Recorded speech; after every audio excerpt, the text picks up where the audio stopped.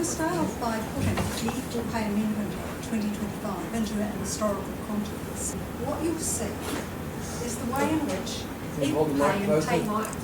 Equal Pay and Pay Equity Acts are managed by government. So, the Government Service Equal Pay Act was passed in October 1960 during the last days of a Labour government. It was agreed to by the National Party solely because they wanted to win an election. The Equal Pay Act 1972 was passed in October 1972 in the last days of the National Government solely because they wanted to win an election. The Employment Equity Act 1990 was passed in July 1990 in the last months of the Labour government and repealed in December 1990 by an incoming National government. Pay equity in the 2000s didn't even make it to legislation because they'd realised the Labour government had decided that it was more effective to try using a non-legislative framework. It took them a while to get going, but when they did, they got quite a lot done. They got quite a lot of useful stuff done that would later be built on. But the National Government, elected in 2009, disbanded the pay equity unit that had been set up pretty much as soon as they got into government.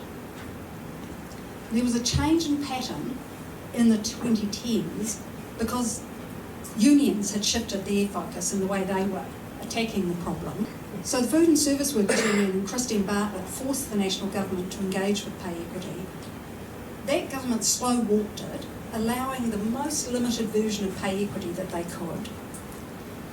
When Labour came into power, initially in coalition with New Zealand First, they were ready to work on pay equity, and by the time the Equal Pay Amendment Act was passed in 2020, quite a lot of work had already been done, some of it based on work that had been done in the Clark Labour government. So the Equal Pay Amendment Act in 2025 was the national coalition returning to its roots in relation to equal pay and pay equity. And the idea that history doesn't repeat itself, well, it looks to me like it does repeat itself. But the difference is that in this case, we've actually got a whole lot of pay equity claims that have been resolved, that have resulted in women getting more money for the work they do. And previously, that was never the case. So we are not going backwards. This is actually the same old, except that we are making forward movement. So I guess I wanted to say that because, you know, I'm more depressed by the shoddy and unethical way in which this government managed that process than I am by the fact, I know this sounds odd, by the reality of what they've done to pay equity. Because I know the fight's just going to start again, and this time we're not starting from zero. We're actually well down the road. I'm going to assume that you're all reasonably familiar with the 1960 Government Service Equal Pay Act and the 1972 Private Sector Equal Pay Act, and I'm not going to go into a lot of detail about either of them. I'm going to skim through them both, and then I'm going to make some comments on implementation of both those acts, and a brief comment on the pay equity process that we've just lost, which I was involved in on the employer side. The 1960 Act was the result of PSA and women's organisations activism, and it was a really hard fight.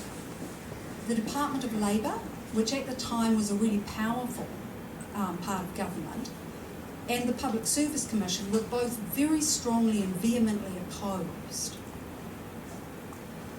It got through partly because of Walter Nash, and the Nash Labour government isn't always spoken of highly, but actually what he did was pretty damn good, and it was him who did it in some important ways. The 1960 Act's coverage was broad. Women working with men were covered, and so were women working in female-dominated occupations. Their equal pay rate was to be assessed in relation to the equal pay awarded to women who were working with men. So it wasn't a female to male comparison, it was a female to female comparison. The 1972 Act came about because of a failure of equal pay to spread from the public sector to the private. That was the assumption, yeah? People thought that would happen, and it just didn't. And the people who were most active and active really early on were a very odd bunch in some ways in terms of labour history activism. They were mainly, many of them, were not middle class, they were elite. Their fathers and their husbands were judges, were running government departments, doing that kind of stuff. If they had been born 20 years later, they would have been running government departments too. But instead of that, they were all working, many of them were professionals, many of them were single, so they had control of their own time, and they had money, and they had a real understanding of how government worked. They got together in 1964 and they set up an organisation with the support of Tom Shan, the Minister of Labour, within government that pushed for equal pay. That act is something that I'm sure you're all pretty familiar with. So I won't go into it any further. There are a couple of general points to make about both campaigns. One of them is the importance of the PSA in both cases. And the PSA was partly important in the campaign for the 72 Act because the Federation of Labour was so absent. There were also some really active unions, shop workers, clerical workers particularly.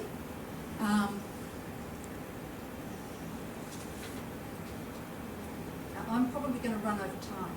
So Linda, you just tell me if I'm taking too long. Okay. Yeah, okay.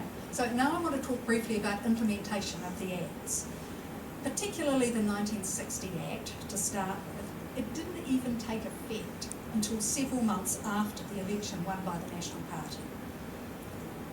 The National Party had talked a good game, but they had no real interest or commitment to equal pay.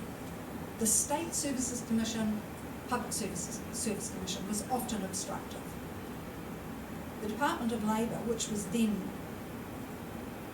quite involved in this kind of work, had suggested before the Act was passed that a separate class of low-skilled clerical work be created. They didn't say that women would go into it, but that was clearly what, they were talking about that in the context of the campaign to push and the investigation for equal pay prior to the 1960 Act. In Women Will Rise, Martha Coleman describes what happened in private sector clerical work after the 1972 Act, and it's a close version of what the Department of Labour were proposing. Coleman provides a pretty good summary of why implementation of the 72 Act went off the rails. She mentions several occupational groups and unions and the following problems. Failure to properly assess the work women did. The creation of grades, including a lower paid grade, into which women were corralled. And a review of job titles to emphasise differences between work done by men and work done by women. Now, I'm going to add another problem with implementation, was that at times it simply didn't happen. And okay. The Zooms can be right, okay. I'm using evidence provided in a 1978 arbitration court case, Joyner versus Irvin and Stern. Irvin and Stern sold household products, including carpet, lino and curtains. Mrs. Joyner was in charge of curtains, among other things, and wanted to be paid the same wage as her colleague who was in charge of lino and carpets. The Irvin and Stern branch manager, Mr. Gray, described how he'd managed the introduction of equal pay. He had, quote, put his mind to equal pay, unquote, but had seen no need to implement it because, quote, we base our wages on experience, unquote. He also told the court that he had contacted the Department of Labour after the union had inquired about an unresolved equal pay case. Gray spoke and met with a Labour inspector, Mr Abrahams, who was based at the department's Lower Hutt office. Abrahams, according to Gray, visited the store and, quote, dealt with this in a personal manner and in confidence. Now that did not include talking to any of the people who actually worked in the shop. He did not see or ask to look at the wages and time books. Quote, he came to see me to put my mind at rest. So that was the kind of thing that was happening. On some shop floors, equal pay was simply ignored. And there's evidence across a number of different areas that what head office claims to be going on is not what is actually happening when you actually get out there on the ground. I think if there had ever been an opportunity to investigate thoroughly the implementation of the 1972 Act and the 1960 Act, what we would find is that women did not even get ordinary equal pay, as in the same pay as a man doing the same job, let alone anything as complex as a female-dominated occupation being assessed and classified and compared to a male-dominated occupation.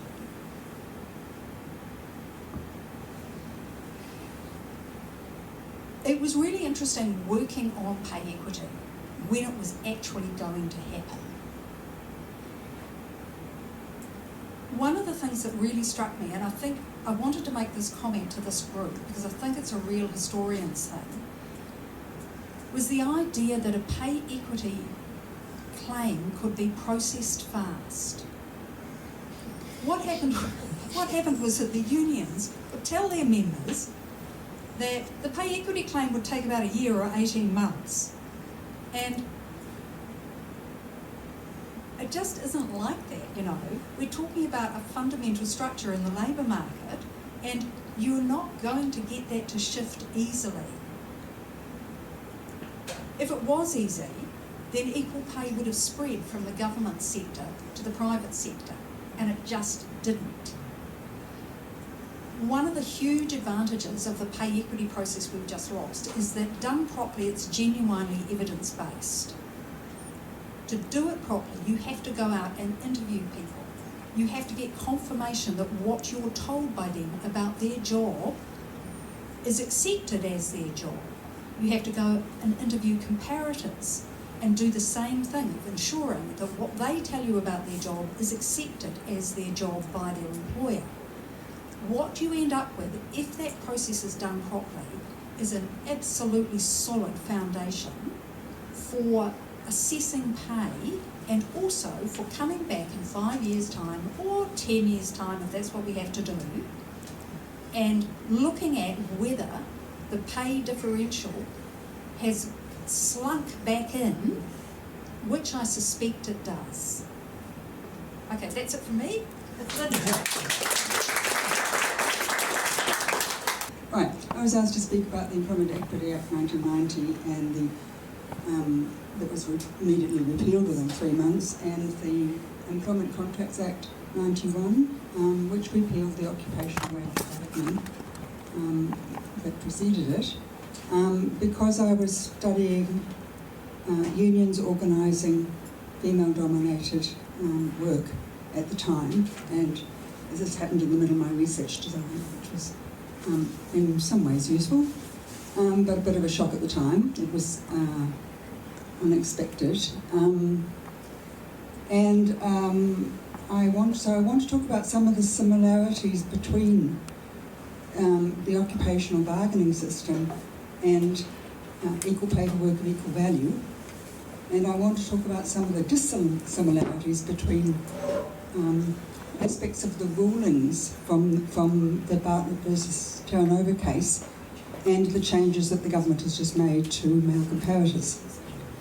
Okay, so most of you look as if, a lot of you look as if you may be old enough to remember the old system, but for those under about 60, let me just recap that it was multi-employer collective bargaining by occupation So initially called trades, but later spread more broadly into wider occupations, between registered trade unions. So what happened was, if you got enough mates together, you could register a union. That gave you the legal right to negotiate with representatives from the employers of that kind of work. And then you registered the agreement that you came up with, and that then had blanket coverage to everybody, to all employers who did that, who employed that kind of work. Right? So that was termed blanket coverage, or compulsory unionism, depending on which way you looked at it.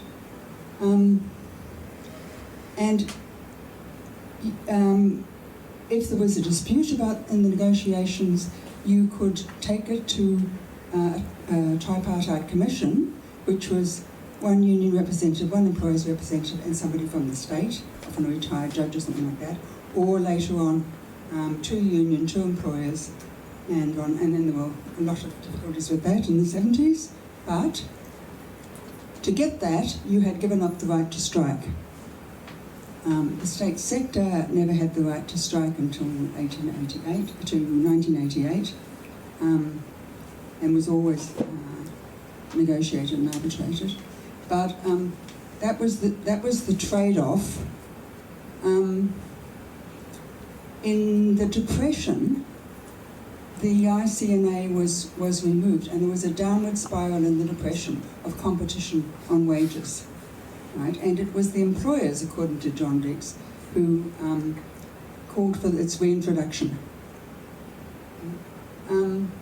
So in 1936 to 38, the system was restored, and it was extended at this stage, so it began to cover a lot of low-paid female service occupations that hadn't previously been unionised.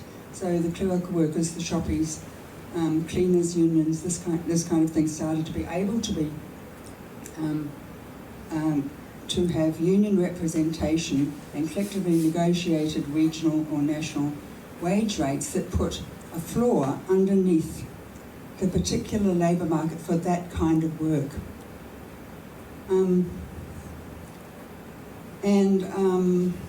These were often the kind of occupations that basically, if you go on strike, it makes no difference because the work is still there when you come back. By the 70s, what was happening was that these wage rounds of negotiations each year, with relativities between the different occupations and also between the public sector and the private sector. So this is beginning to be the kind of thing where you're comparing different kinds of work.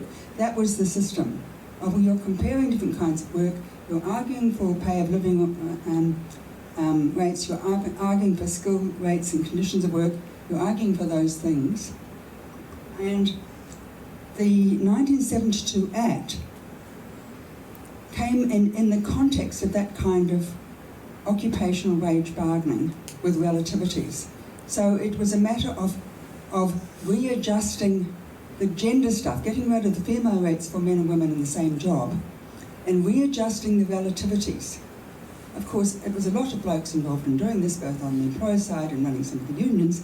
So, as you were saying, Megan, and Elizabeth Orr will certainly go on about this endlessly as well, it wasn't done very well, but that was the idea. So, next one. Okay, Employment Contracts Act. Don't want to talk about all of this, but the individual enterprise bargaining replaced that collective occupational wage bargaining system. So you had the choice of individual or collective bargaining with your own employer, and that's the system we all know now. Basically, it has not changed very much.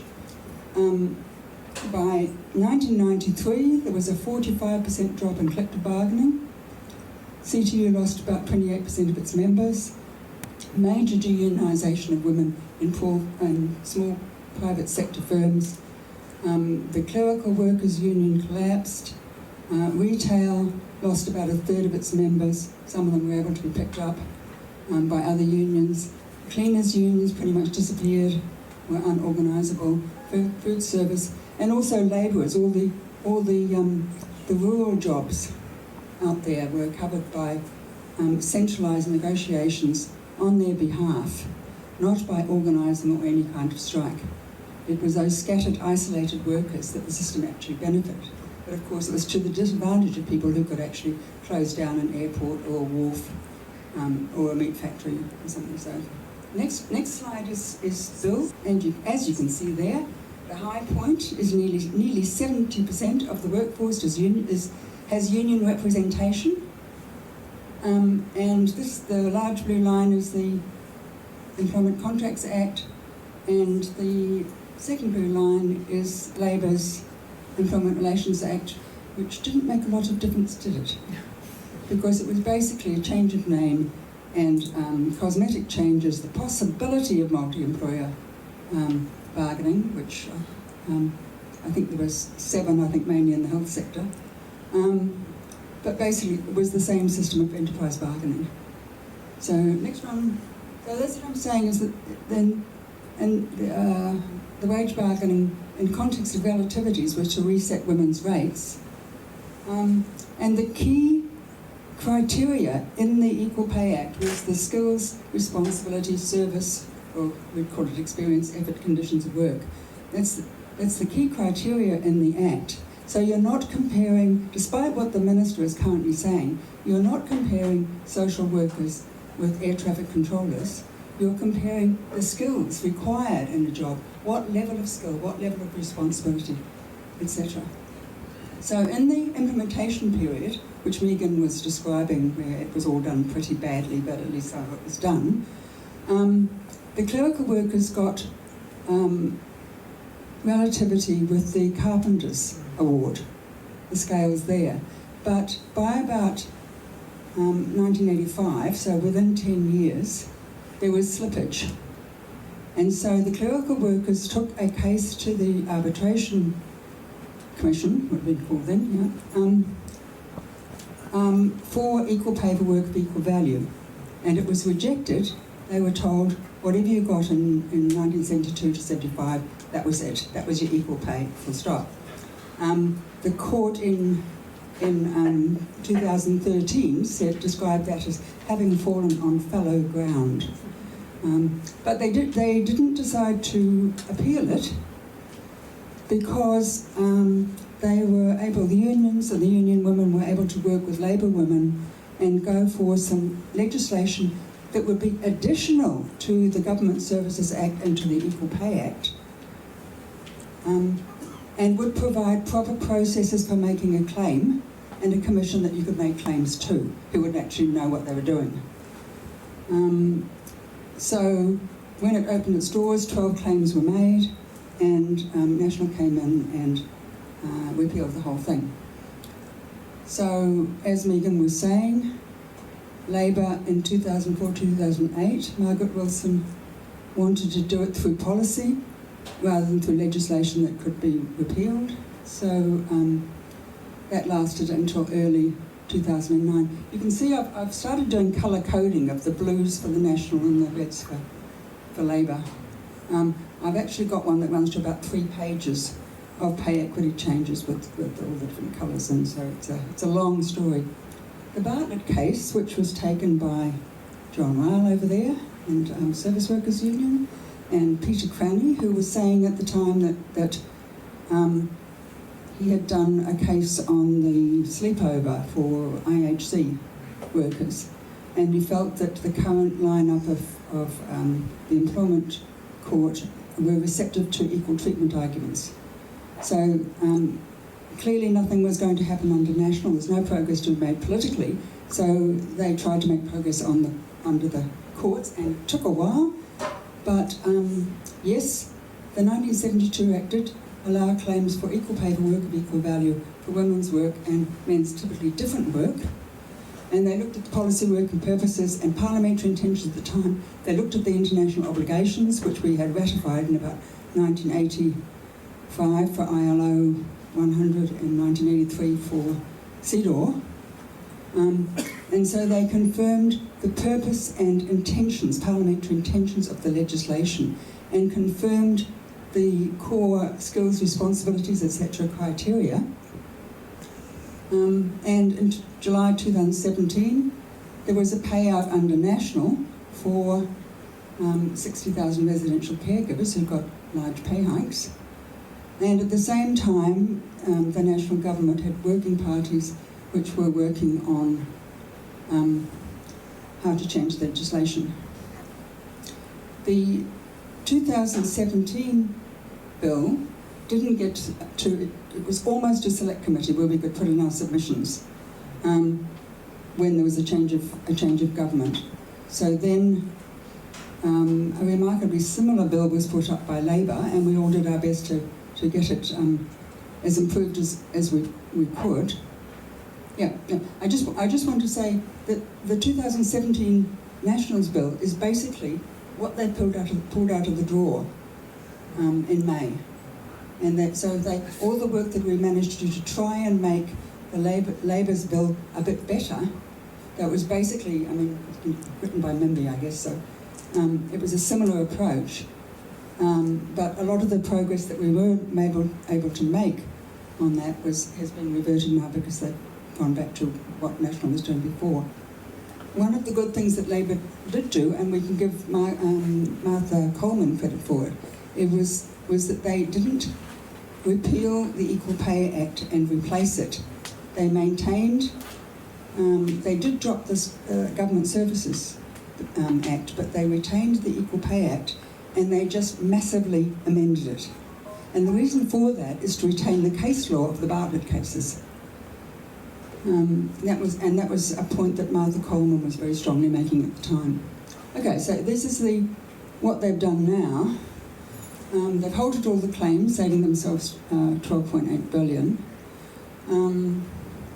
The threshold has gone down from 70 to 60. I'm not sure how important that is because in the employment court case, the Terranova's lawyer started talking about how much it should be, what percentage it should be to be female dominated.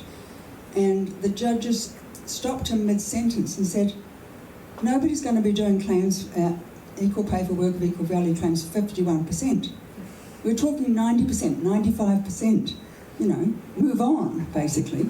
So I don't know, I dare say somewhere in Mimby somebody's trying to work out what jobs would be covered by 60 that wouldn't be covered by 70 or whatever, but I'm not sure how important that is. But all the changes, a lot of small changes to make it just more difficult for claimants and easier for employers, particularly the merit stuff, which means you practically have to prove everything before you can even file the claim. And that was something we were trying to fight in Labour's bill, to get just arguable rather than having to prove the merit. But the main one for me is the hierarchy of comparators. So now you are restricted to finding your male comparator with the same employer, similar employer, or in the same or similar sector as in the 1917 bill. And also, there's no clauses allowed for reviewing. So like when in the clerical workers versus farmers case, the rate was slipping against the carpenters. Now, after 10 years, you have to do a totally fresh claim. So next one after that is, okay, that's the actual wording of the, so it's a hierarchy of selection, and this is more or less from the 1917 Nationals bill. So you've got to get a comparator with the same employer, and if not, then a similar employer, and if not, well then, same sector. And that totally ignores all the work over, since the 80s, about labour markets and how they're segregated by race and gender, and how women or Māori women, Pacific women, are crowded into certain jobs, employed for certain jobs. There's work readily available in those jobs, so you take them, and that enables women to be devalued in those jobs. It's a labour market, it's a feature of the labour market. It's not just something that you're going to find with one employer or the employer next door. So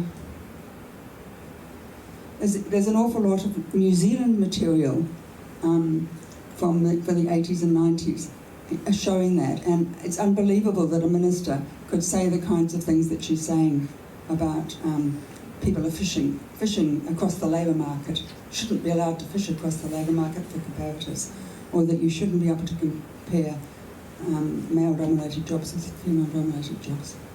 So I think that's, the last one is, this is what the Employment Court actually said about choosing your male comparators.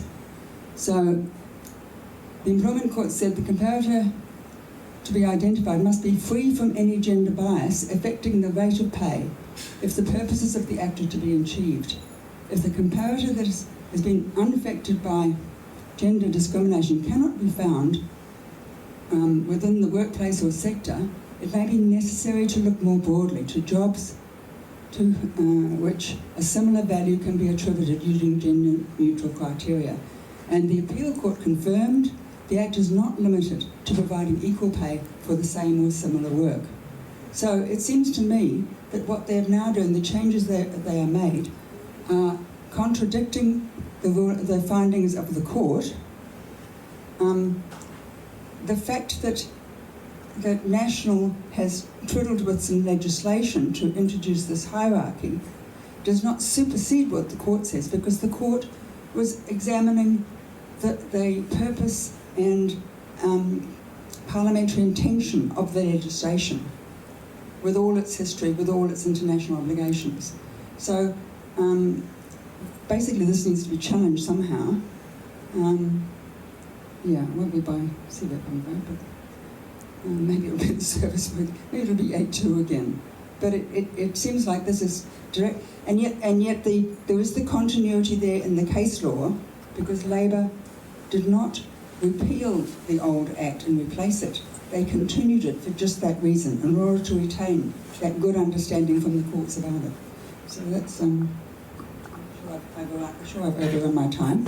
But now we've got someone to tell you what it's really like. Hello. Hi, my name's Tessa. I'm a librarian at Wellingsley Libraries. Hi. So I'm a PSA delegate, and I was a part of the bargaining team for the Library Workers Pay Committee claim. So it started in 2019 and was made up of 6 councils across the country. So it was Dunedin, Christchurch, Wellington, Hamilton, Tauranga and Auckland. And I just thought I'd give you like a wee insight into how it worked, basically. I really wanted to talk about the interview process, which Megan touched on in her talk. So we used a factor toolkit called Te Orewaru. It was designed by the Public Service Commission to assess jobs, and it's it's just a really long questionnaire. The interviews took like 3 or 4 hours each, and it drills down into what your job is and what the skills are that you need to do that job. And it really attempts to be gender neutral and talk about all skills and give them the same weight to them. One thing which I thought was interesting was the communication. Through the interviews, I realised that what a really big communication skill is for library assistants dealing with the public is the ability to switch how you talk to people really quickly. You might be dealing with a stressed out parent, and all of a sudden you've got to talk to someone who's maybe has neurodivergent and has high needs, and then you go talking to a little kid. And this can all happen really, really quickly. And you've got to be able to switch your communication methods to be able to communicate effectively with those people. So I felt that the interview process especially made me really understand library work and how important it is, and it gave you ways to describe the skills used in your job you hadn't really thought about before. Since we did the interviews, because it's about 2022, I've been involved in rewriting some of the job descriptions for library assistants, just through being a PSA delegate. And I think, to my knowledge, this is the first time we've put in that you need experience in challenging customer service. Because it's not just customer service you do as a library assistant, right? It's challenging. You might end up sitting with someone for a couple hours till filling out their pension application. You don't know what you're going to get. So I thought that was really the interview process. Like Megan said, when done properly, and I believe that we did it properly, it gave you a really clear idea of what library assistant work was.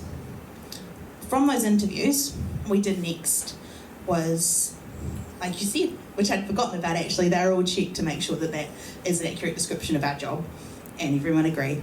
And then they got scored.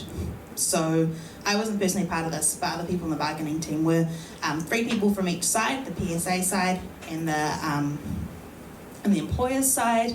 They sat down and they compared the library assistant work as described in the interviews to the jobs of our comparators. And yes, we were compared to fisheries.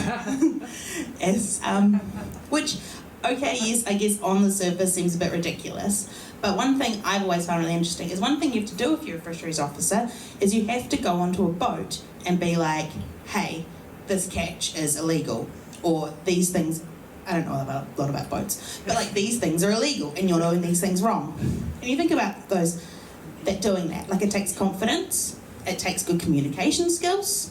Those people don't like speaking English, so there's barriers there.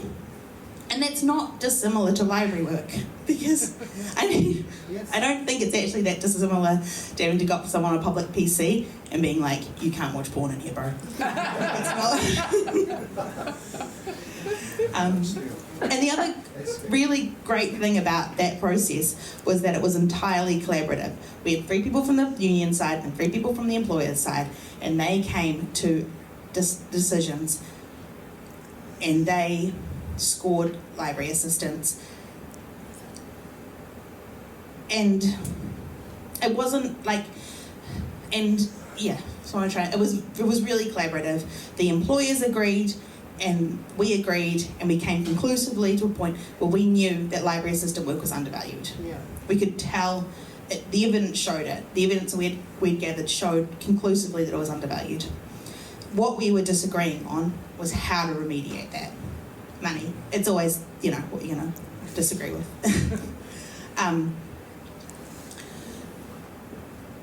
Yeah. And then, so at the point when the May changes happened, we were about to go back into bargaining with them, but that was all scrapped. And I think it's really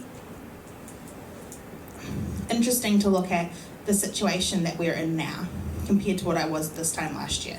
So this time last year there was a whole group of us that were dedicated to it. We had one goal, we had one piece of information, like lot of information that we were working from.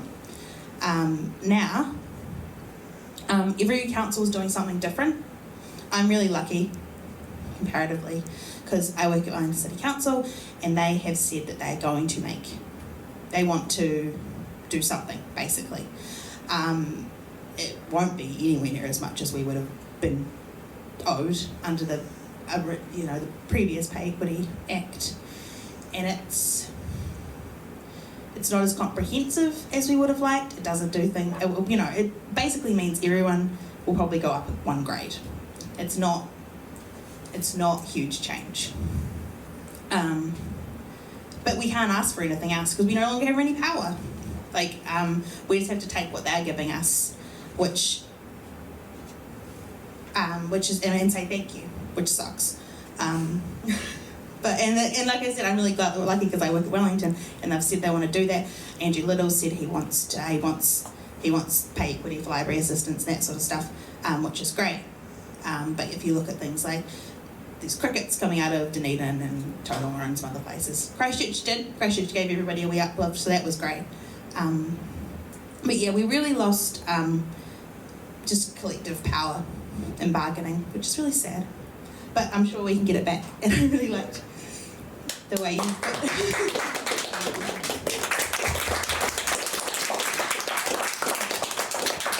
We'll have time for a couple of quick questions if anyone has anything they want to ask or say, and then we'll...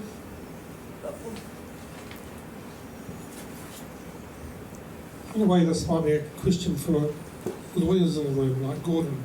And the courts have in the past at times, been quite creative in the way they've interpreted this kind of legislation, like they went along with the reinterpretation of the Equal Pay Act to give us pay equity. I'm just wondering if we think that the courts are going to be creative in interpreting what the National Party has. They were creative.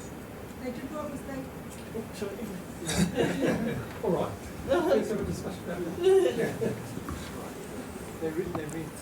They weren't creative. They didn't make anything up.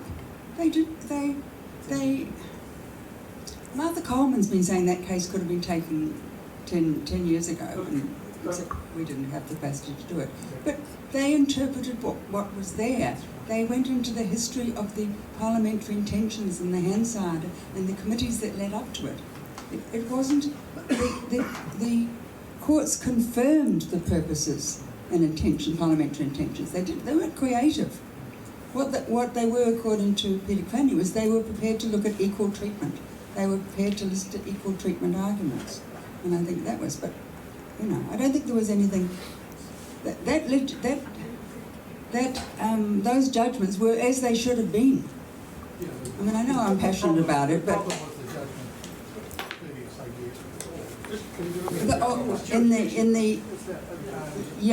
The clerical workers one. Yes. The question, so there are debates within the Labour movement about how to proceed now, short of changing the government next year, in the immediate term. My union, nurses organisation, is refiling some of the claims that were scrapped with the legislation passed under urgency. The first two of these claims should be filed within the next week or two. It'll be for hospices and for Plunket, for the nurses and healthcare workers employed in those by those employers. Any thoughts? I mean, are people watching these cases? Because, obviously we meet the 70% threshold. There are comparators within the health sector because the nurses in Te Whatuara have had a claim accepted, which is a lot higher pay than what these NGOs are paying. Any thoughts on the prospects of this approach until we get a chance to kick the bastards out?